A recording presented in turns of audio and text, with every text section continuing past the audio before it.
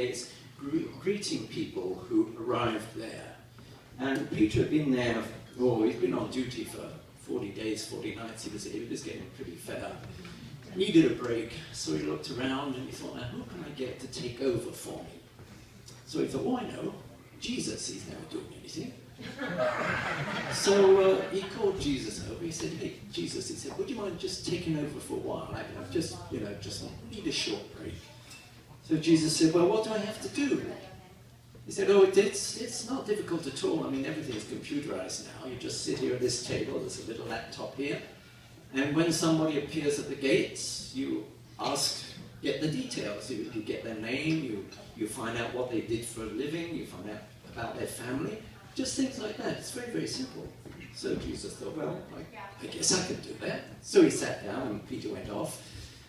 And Jesus was sitting there and he turned on the computer and he played a few games of solitaire and he waited and then he looked up and there was this little old man standing at the gate.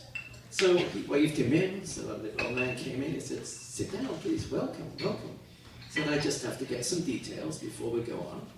So he said, now, first of all, what is your name? So the man said, well, they call me Joseph. I said, Joseph, okay, J-O-S-E-P-H, okay, Joseph. He said, and what did you do for a living, Joseph? He said, well, I was a carpenter, I worked with wood. A carpenter. C-A-R-P-A. He put it into the computer. He said, tell me, do you have any family, Joseph? He said, well, yes, I had a son, just one son. You said, one son? Anything special about the son? So the old man said, yes, he was a very special child, very, very gifted. People said he was blessed, he was very, very unusual. So Jesus looked at him. He leaned forward and he said, Father? And the old man looked at him and he said, Pinocchio?